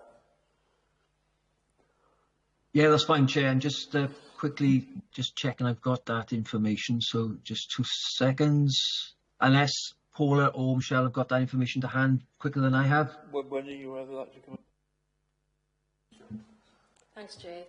Yeah, in terms of the local government borrowing initiative, the figures for that for year one is 1.4 million, and in the second year then it's approximately 1 million. And I believe that there was a council report approving the extra 1 million, and that's from 2006, 2007 for a period of 4 years. Thank you. Do you want to anything on that? No. Okay. Comment, Mark? Yeah, Chair, just a quick one, obviously, yeah. So the proposal from Welsh Government is that they're proposing they want us to spend 60% of that local government borrowing initiative in the first year, and obviously 40% in the second year. So that's where that comes in. Just to give you an understanding as well, we have council already provide an annual highway maintenance budget capital allocation of £400,000 a year. And on top of that, again, as Michelle said, in 2026, they'll be providing an additional £1 million, and that will be repeated for the subsequent 3 years after that. So we've got local government borrowing initiative, which is very welcome, circa 2.4 million over 2 years. We've got the 400,000 capital allocation, which is already taking place, and then from 2026-27 onwards, there'll be 3 years of £1 million additional investment in our highway asset. Thank you. Anybody else want to all of this? David? Just very quickly, obviously that's a significant uplift in spend. Do you feel you have the capacity to be able to do that 60% as noted? Mark? Thank you, Councillor Williams. That's a very good question. One of the downfalls of flooding the market in Wales with local government borrowing initiative is obviously availability of contractors. The there's the traditional sort of excavate and relay. We've got a wealth of contractors who can do that. The more specialist overlay contractors are more limited, and that's where we're seeking guidance at the moment in terms of can they do the job. We've already approached contractors and we've been given the assurance that they have the capacity, so we are now booking ourselves in as early as possible to beat the rush. But it's a valid question, Councillor. My assessment is there may be a slight flow of work into the second year, depending on contractor availability. But in terms of our ability to design, procure and get those jobs out to contractors, I'm very, very confident. It's just them waiting on the availability of those contractors. Okay, no, you don't. Okay, if that's no more questions on that one. 19 is Councillor Slade. Yeah, hi. Please, could you describe how the highway maintenance revenue budget is split, percentage-wise, between sort of reactive repairs, potholes, and more substantial treatments? Thank you, Councillor Slade. Yes, in terms of the revenue budget, we invest a circa £1.1 million a year, slightly more. I think it's £1.16 million a year with regard to our reactive maintenance, and all of that is based on reactive maintenance, Councillor Slade. So that will be emergency repairs where we have a report or our inspectors identify there is an immediate threat to safety of drivers. I think that equates to about quite a low percentage. I'll double check and I'll clarify if I'm wrong, but I think that's about 16% of the, no, it's not, it's 5.2% of our sort of repairs are safety repairs, and they must be done within 2 hours. And then the other 94.8% are done within in accordance to our highway asset management plan, and obviously that differs in terms of the class of the road as well. But all that funding is looking at that reactive fund of maintenance, so effectively looking at those red areas that are of immediate effect and impact on us. Again, so the more sort of planned element would take the form of our capital investment, and as I said, that's the annual £400,000 that the authority applies each year. Okay, would it be fair to say that if we could improve the overall condition of the network, wouldn't we be able to sort of start doing, maybe some patching with the reactive maintenance budget? If we could reduce the reactive maintenance, because you said, potholes are really expensive per square metre. If we could reduce the number of, reactive, wouldn't we be able to spend it more sustainably, if you like, on longer, better repairs? The simple answer to that question, Councillor Slade, is yes. Thank you. Just before I go, because that's my last question, I would like to thank officers. This is an excellent report. I was on the scrutiny committee for the last one, and let's just say I wasn't very impressed. But I think this is an excellent report. I think it's an excellent way forward, and like I said, I'd just like to thank the officers involved. Cheers. Thank you, Councillor Slade, and that has got him happy again, which is good. We approve of that. Okay, next, question 24.17 is Councillor Elizabeth Haynes. Yeah, thank you, Chair. In addition to what is included in this paragraph, 4.17, is there also potential for updating members annually regarding HAMP reports via scrutiny or seminars? Can I come in on this one? I think we've had this discussion a couple of days ago, Mark, didn't we? That how we report, and I think it's important that members do get annual reports of the situation where we are. So yes, let's in answer to your question, yeah, make sure that you will get annual reports, and whether that it could come back to scrutiny as well as an extra additional agenda item. But I also think I will email all members out with an annual report as well, if that's okay. Thank you for that assurance. Come back, Mark. I've got nothing to add, really, and fully in support of Councillor Owen's comments. I would also say that I think that sounds an excellent idea. Also, we could all get familiar with some of the technical aspects of this, because there's quite a lot of technical aspects. I think, Amanda, if you're getting familiar with this as part of your brief, it's quite an achievement, because you learn a lot, and you know, you guys got quite a lot of technical stuff, as we demonstrated this morning. Okay, question number 21, 5.1, Councillor Hall again. Thank you, Chair. I'd just like to reiterate thanks to Councillor Owen for what she's just stated on the last question. My question is about 5.1, Public Liaison and Education. Could you provide an explanation of what is meant by customer insight? Thank you.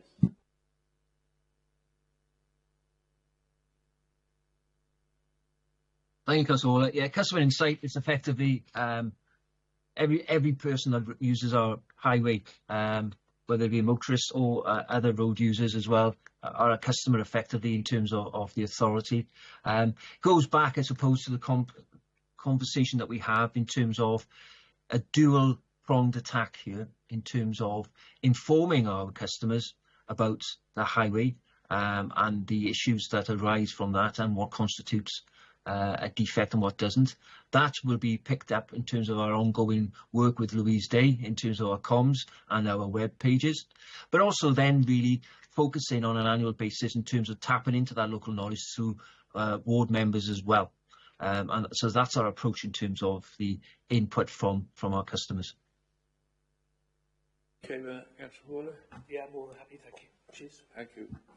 Right, next question, 22, 5.3 is me, and my own name. You mentioned comparison and collaboration with other local authorities.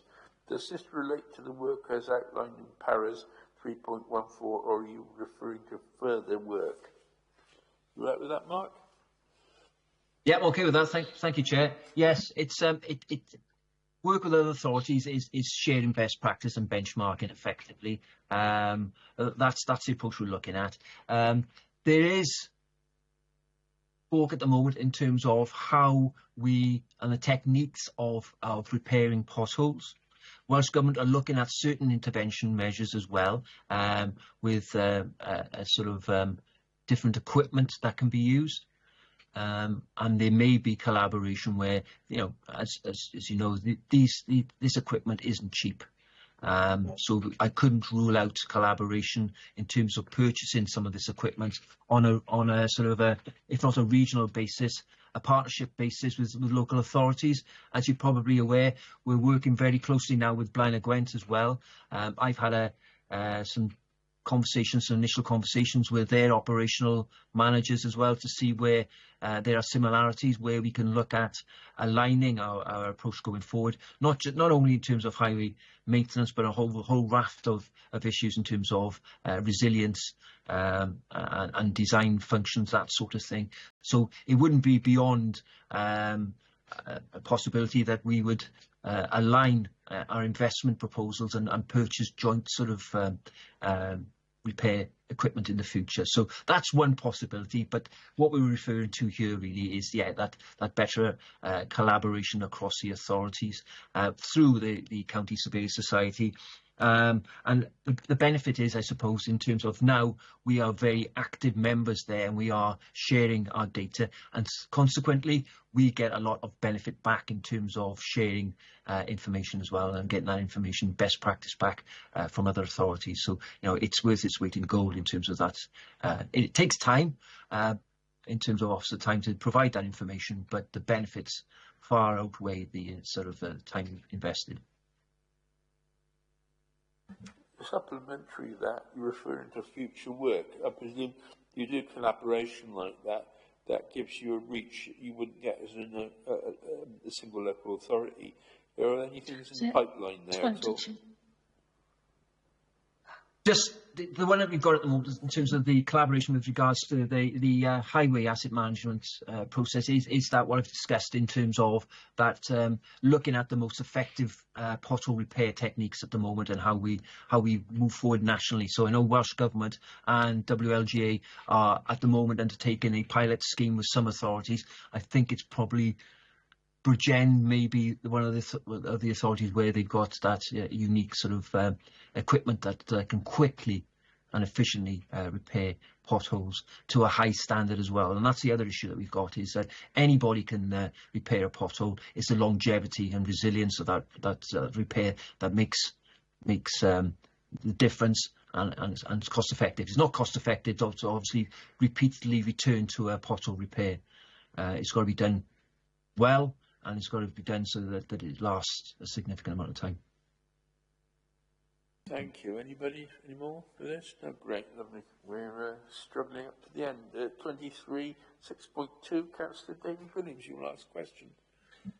Thank you very much, Chair. So, at 6.2, you've mentioned the repudiation rate. So it's just a question really, has performance around that repudiation rate been improving or worsening in recent years, and is there a target to improve performance going forward?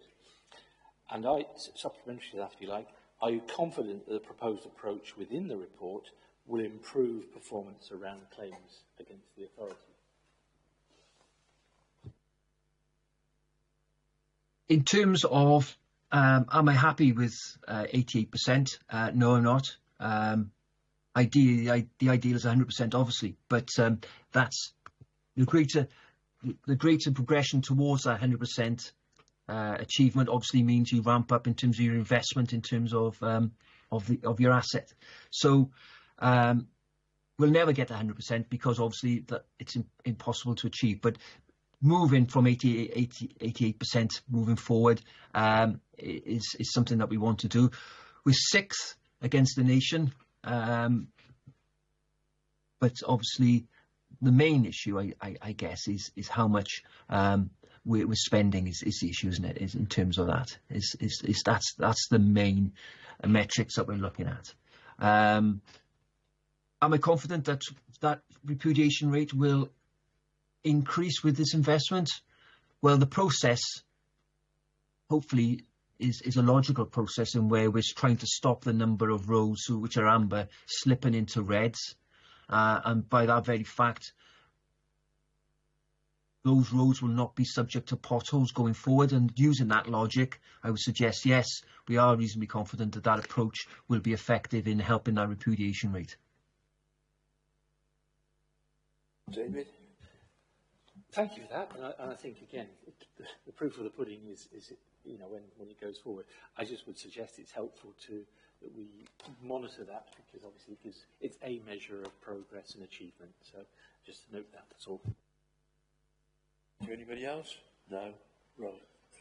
Chair, can I come back in? Yes, I got you back. Yeah, and to be clear, and thank you, Councillor Williams, for clarifying that as well. It's that comment I've made. Obviously, it's subject to investment being at or above the standard rate of 1.8 million. Obviously, we've got managed decline. Then obviously that managed decline process means that you will get some carriageways further deteriorating into red, but the managed element is that we will look at a risk-based approach then, so that areas where that are high speed, for example, and where the potential of a defect in the highway would cause significant damage to the vehicle or risk to road users, we would obviously target that area as well. So even though we might have a managed decline process, we'll do all we can to safeguard our road users and still obviously look to maintain that repudiation rate as well. Thank you. You right with that? Great, lovely. Well, over to Councillor Linda Clarkson. You have the last question, the last word, and that's 6.4. Thank you very much, Chair. Yeah, this last question is referring to the statement within 6.4. Which is talking about the local authority's statutory duty and potential risks. So the question is quite straightforward. With regards to the risk, if a large-scale unexpected issue arose with an A or B road, would this have any impact on the plans within this report? Or is there a separate budget that would be used for anything like that? And we are looking at large and exceptional issues here. Thank you, Councillor Clark. And you're right, these things occur on a regular basis, and I refer back to the unknown situation that's lurking under significant elements of our carriageway as well. So under the Highways Act, the authority has a duty of care, obviously, to maintain the safety of the public. There are numerous funding streams that are available, as I've said. So we've got the local government borrowing initiative, first of all. That will be targeted at our U-class roads. However, we do have access to the £400,000 a year for our capital maintenance programme. And should anything untoward happen, then that would be, I draw upon that funding as an immediate sort of priority to address any significant issues that occur. Yeah, it's impossible to sort of see into the future, but it's just having that assurance that there is some financial planning in there, because as you know, we have got. The unknown is always there. Thank you for that. Okay, are you happy with all that? Last questions, finished. So, right, I got this bit that says it here. Can I... Chair, if I may, sorry, Chair, Councillor Haynes has got a hand up. Councillor Haynes, what did you... Yeah, thank you, Chair. I've just got an additional question, if that's okay. Please do. Mark, are we still restricted through, or are we restricted through contractor framework policy to which contractor we use for highway repairs? Chair, I'd like to come back in potentially based on Mark's answer. Thank you, Councillor Haynes. My understanding is no. As I say, there are a raft of interventions that we're planning this year, Councillor Haynes, which is a change to our traditional approach, which is the sort of excavate 40 mil and relay. So they're going to be a raft of interventions. We're deliberately looking at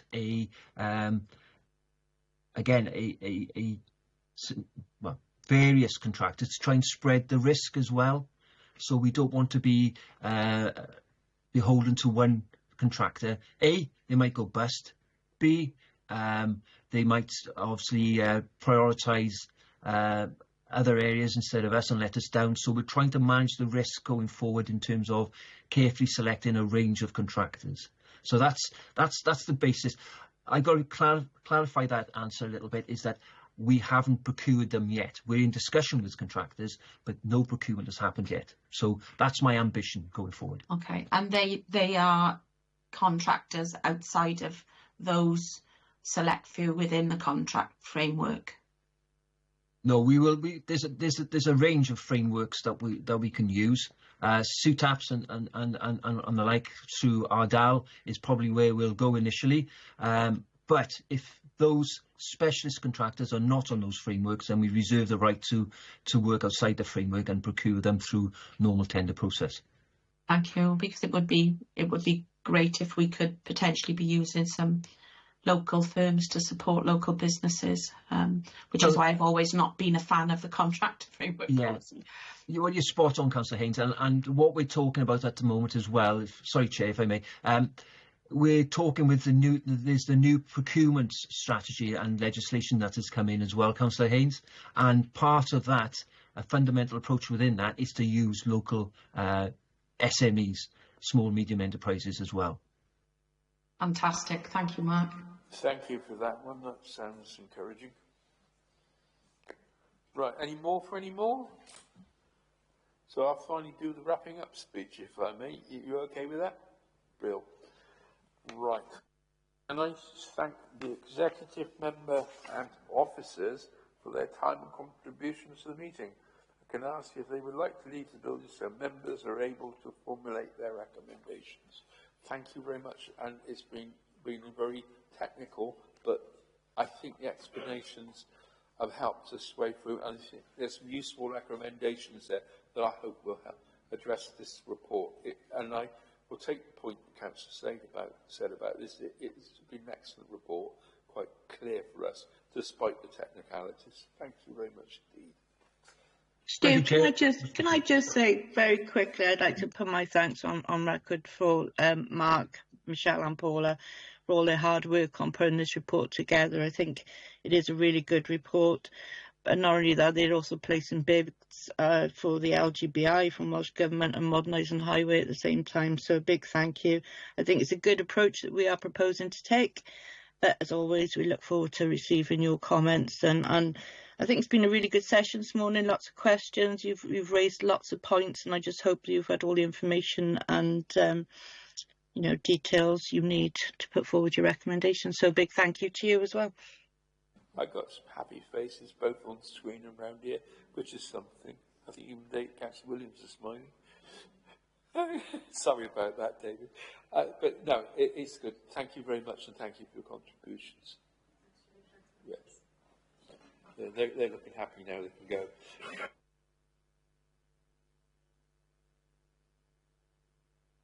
It's a moment before everybody hotels out, finds a cup of tea or something. Cheers, sir.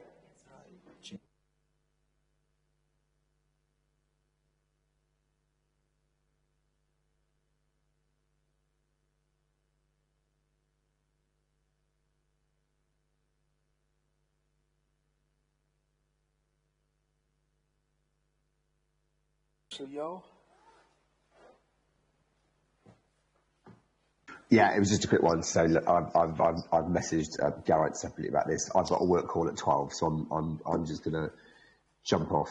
But I just wanted to say, actually, to agree with both Alan and you, Stuart, I think that was actually following my comments on Tuesday. That was actually both interesting and informative. And I think what was interesting is just how engaging and frank Mark is, and I think it is quite refreshing to see a different attitude coming out of certain bits of the council. Is that diplomatic? Yeah. No, much echoed. But I'll leave the rest of you who've been slogging on this committee much longer and have more in-depth views on roads than me to formulate what we say. But I look forward to seeing what we recommend. Have a nice day, everyone. I'll see you again. Take care. Bye. Cheers, Nathan. Bye, Nathan. Bye, Nathan. Thank you, Nathan. Thank you, everyone. Okay, we're going to recommendations. How do you want to play this? I tell you what, if you want to come up with recommendations, I've noticed parents been scribing away here quite merrily. Liz? Just really for me, my last question in the use of, if at all possible, the use of our small and medium-sized local businesses for work would be something that I'd ask them to look into more. I thought the officer's answer was interesting, that they were looking at that anyway, which was quite refreshing. You okay with that? Yes, I'd just like I'd like it a little bit more formalised in a recommendation. Yeah, no, we can. Thank you. Oh no, I agree. I think there's definitely a shift in the way that they're operating, and it's a breath of fresh air, to be honest with you, at last. You've always championed that, we know that. Linda? Yeah, I think Garrett's probably picked up quite a few of the recommendations that we've discussed going through. A lot of them are, as Liz said, they're just reinforcing some of the points within, for instance, making sure that we are updated annually, and that when this next target for bridges, structures, street lighting comes out, that we're actually shown that report as well, because that would be the next logical step, and is going to have a quite financial implication, because again the structures have not been maintained for some time and are quite aged now. Right. Well, and I'd like the recycling of aggregates to be definitely looked at and kept at the front of mind going forward. I know it puts extra complexity into the situation, but it would appear that our senior strategic officer is already sort of on board with this, but it would be good to see it in the form of a recommendation, just to show that we are all thinking from the same direction. I was just about to remind you, because I didn't do this bit, but I can do very briefly. So members of the committee, scrutiny committee, are invited to assess whether the data-led processes outlined in the report will support the new Highway Asset Management Plan, HAM, to ensure effective investment decision-making and prioritisation on the steady state of repairs of the highway assets. And the next bullet point is consider and discuss the opportunities, demands and challenges to the service and provide recommendations to the executive member for environment on areas of improvement to develop of the HAMP. Well, you've already got there, I think.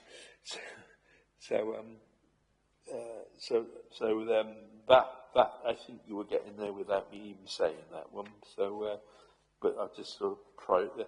So, anybody else on this one while we're at it? Oh, Alan, sorry. It was just on the points you just raised, Stuart. I think I'm pretty confident that this new data-led process will support the Highways Asset Management Plan, to be honest. Funny enough, I was on this committee when they considered the previous one, and I did suggest that that we went down this road, and it went through as a recommendation. It was rejected, amazingly. Wow! But they've done it anyway. Well done. You what's the word? I think sometimes it's planting a seed, Alan. You very much. Yeah, maybe. Yeah, and there's also an element of a new broom sweeps clean, isn't it? It's definitely been a change of focus and the way that information is looked at and shared with us. Right. The other one that they were keen on, which Mark went on several times about, was the using of members as data gatherers for what was happening in wards. And I think most members have agreed to that one. We know what's going on, don't we? Yeah, I'd like to see it firmed up as well, that we get that red data on the red condition areas and heat maps, because they would be absolutely invaluable to us. Yeah. I'm sure Geraint's already captured that for us. I'm going to go over to Geraint, and let David's got something to drop in, and so's Nick's. So we have those two before we go over to Geraint. All right, David? Thank you, Chair. I think it was the very first question, really. It's actually we would welcome some update report on the other highway assets when the time comes. Yeah. You know, the other groups, asset groups. So I think that would be a recommendation that a similar sort of report comes to scrutiny so that we have an opportunity to see that. That was one point. Second one was the scanner surveys and the Geist bid. I think the recommendation perhaps that we would support continued working with other local authorities to have a consistent tool for all Wales mapping and comparison purposes. And at 9, the recommendation that there is an annual report to members on the lines that's already been suggested, just picking up on the things that I noted. Yeah, it seems we're all in agreement with the recommendations, doesn't it? Thank you there. Nick? Yeah, just going back on the question we asked to be more transparent to Mr. and Mrs. Public about the depth of the holes that they're already talking about doing. Maybe if they could just come back and actually highlight what they're actually doing to actually feed that back into the public. Okay, so we've got a good spread there. Let's Geraint go through. Can you? Yes, sorry. Because initially, myself, I put down a possible recommendation about improving sort of comms and stuff for the public, but then Mark said he's already. They're doing it, but what are they doing what comms are they doing to tell people about? Is there a recommendation because we can't ask just questions? Okay, sorry. Yeah, could we just reinforce that we agree with that and welcome it? I can add that as a comment in the document. Yeah. Right. Yeah. Let's. Thank you, Geraint. Well, they did say they're mainly updating the website as well, didn't they? So. Yeah, it needs doing, doesn't it? Oh yeah, for sure. After these years, I still struggle at times to navigate my way around it. Yeah, I was a bit behind the times here, really, because I was involved in updating the website in Monmouthshire. God, when was that? Early 2000s. You know, it's like 20 years ago. I think it's all coming rapidly. Yeah. Well, like I say, new broom, as you said, Liz. To be honest. Let's see what your recommendations are. Come on. The only one that I've got as a potential recommendation you might want to add in that you haven't already covered, if I start there first, is obviously Councillor Williams asked the question about the repudiation rate. Yeah. And it was sort of suggested that monitoring that could be a sort of a performance measurement baseline. Yeah. Did you want to add that one in? I would have said yes. You're all in agreement by the look of it. Yeah, we're all in agreement. I think that they do monitor that quite closely because the council's insurance department will make sure that they're on the case with that. Could we ask that that's sort of included in reporting? So this is a bit more transparent again. Yeah. I don't know. But it is something they will be doing. Yeah. But yeah, it should be reported. Yeah. Right. Can we have these possible recommendations back? Yeah. Before I go through all in a second, there were two within there where members have referred to receiving reports. Well, obviously, you'll come on to it in a sec, but your next meeting is obviously visioning. So in terms of what reports you're going to have next year and what items you want in your basket, I'm not sure whether you want me to add those types of things as specific recommendations around reports, or whether you want me to, again, to just put those in as comments, but members will be aware that it'll be your decision, to choose, in July's session. Is that okay? Yeah, that's okay. Are we, it's not Geraint, are we asking for reports to be circulated to all members rather than just scrutiny? I also think that it would be good as a recommendation because it would give officers the heads up that that's going to be a probably strong potential subject for scrutiny next year. Okay, I'll go through the list now. I've just captured from your discussion and the one I added at the end with your approval. So we've got the use of local SMEs for works where possible. For members to be updated annually, I know Councillor Owen said that she would she would send an annual report round via email to all members. The next report around the bridges and street lighting. So in terms of that report, then, is that something you want on the radar as a possible item for next year, or is that one that you're referring to in terms of all members receiving a sort of brief on that one? I think it'd be a good one for scrutiny. Yeah. Good. The way that we've scrutinised this, it would be good to scrutinise the other stuff. So I'm getting there's a consensus that it would be scrutiny for this committee. Okay, thanks. We've got the recycling of aggregates to be kept front of mind going forward. Then I've got sort of a two-way street then. I've got the use of members as data gatherers, but then also coming back to members, the firm up on the promise that members will receive the heat maps and the data around the red roads. There's member involvement, isn't it, on several subjects? Yeah. Councillor Williams brought up welcoming an update report regarding question 1. Is that the same as what I've just referred to? That's the same. Yeah, pretty much. Yeah. Okay. Then the scanner and Geist systems support the continued work with other local authorities to ensure the consistent comparisons going forward. A comment at the bottom of the document then agreeing with the work currently being done to improve the comms and website. Yeah. And then the last one, obviously, we've just discussed, I raised about the repudiation rate. Can I just make a comment about the scanner and Geist thing? These machines are megabucks, and they are run by sort of contractors. So really, there's no alternative. Every year, these things are calibrated at the transport lab, and they all go around a track. So to make sure that all machines are consistent. So really, you ain't got a choice. If you're gonna look at the condition, you have to use the same machines as everybody else. Do you know what I mean? So, and the type of machine you use is specified. Well, for the A's and B's and some of the R's, routes, the C's, the machine that you use is specified by the government.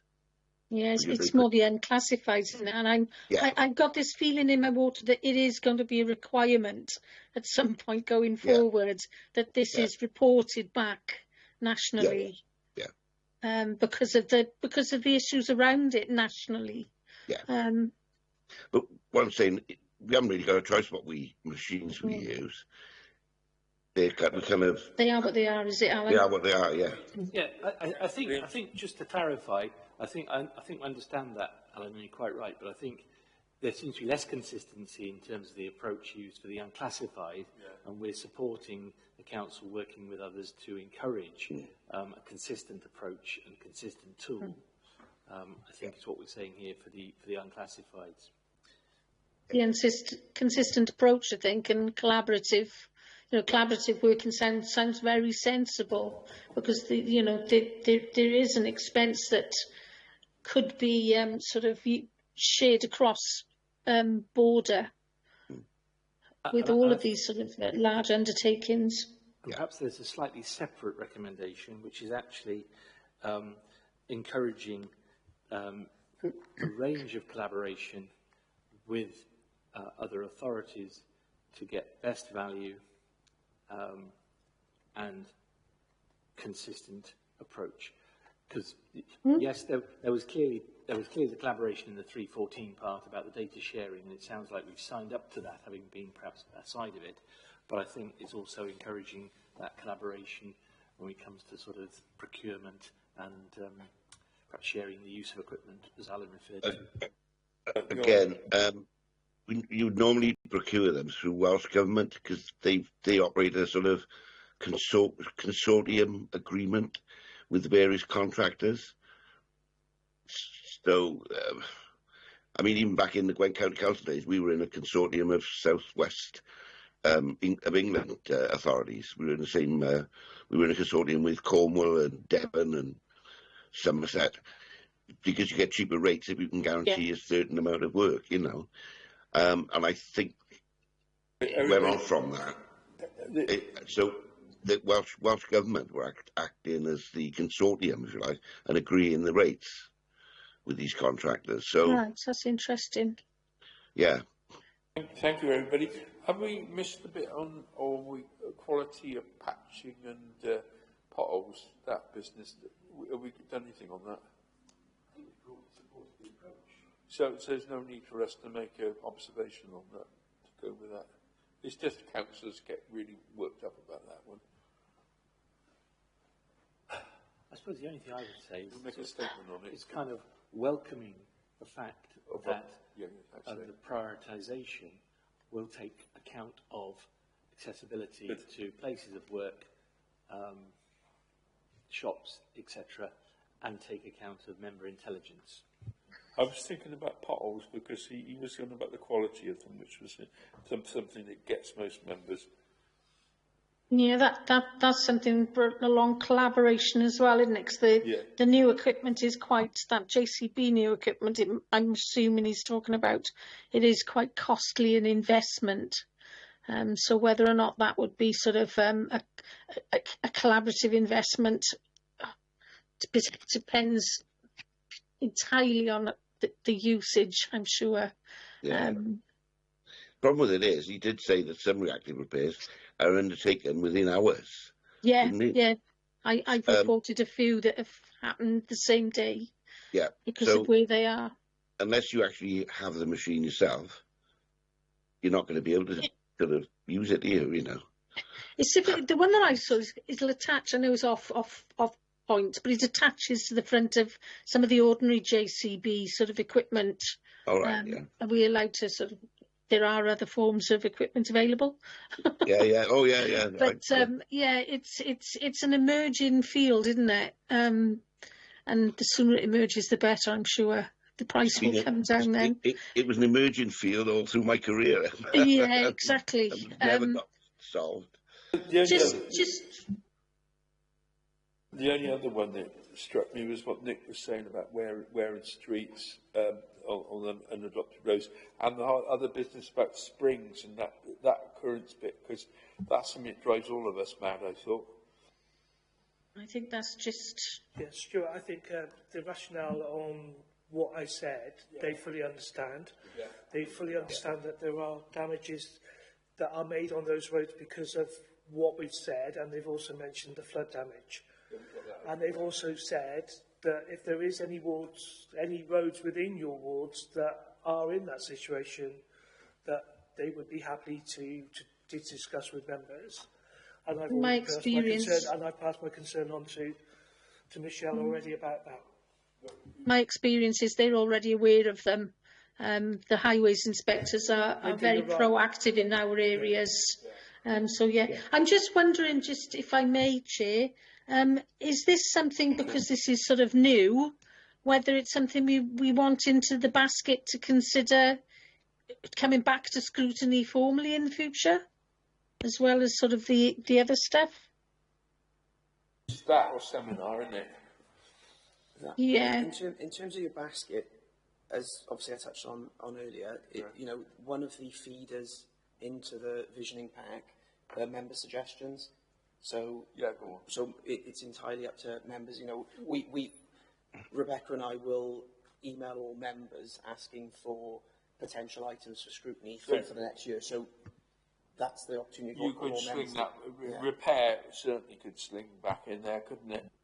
Yeah, whether it be within the next year or the year after, because it is new, so that we can see. It's going to take some time to see the benefits. But yeah. Well, they are going to report back annually, so we'll be able to keep an eye that way. And maybe put in the basket you would see. That annual report will be a good feeder mechanism, won't it? So that's a hell of a recommendation when you think about it. I'd be more interested in looking at. I'd be more interested in looking at utilities, perhaps next year. Oh, there's always a lot to look at. David? Yeah, thank you. If it was just to sort of say that perhaps there's a comment about actually supporting the department in being proactive in seeking additional funding streams as they had with the 1.16 million reactive maintenance. This is, it's not a recommendation, it's a note, I think, to sort of say that a comment to say that we're fully supportive of them exploring the avenues. It sounds from what Mark said that we've perhaps been a bit lax in that in the past, so it's just trying to give power to their elbow. Are you okay if we round this off, please? Yeah, I just one little comment. I mean, the problem has been that during austerity, obviously, councils channel their money into education and social services at the detriment of all others. So it shouldn't come as a surprise that, you know, this has been allowed to happen. It was unavoidable. And, you know, it was no slight on officers or anything like that. But it was a decision to protect, as I say, protect social services and education. There you are. Anybody else? But yeah, happy to wrap up. I think we've got my last comments to the chair, which is so that specific recommendations. It obviously going to send it round if you need to rectify any bits that come round. Please then get back to them. The next meeting will be on the 3rd of July after the annual meeting. And so close the meeting. As the chair of the committee, I may thank members and officers for their ongoing support and contribution on meeting. I now close the meeting. And thank you. Good contribution today. Hard technical subject. Even with people like Alan know this, I think we did well there. Thank you.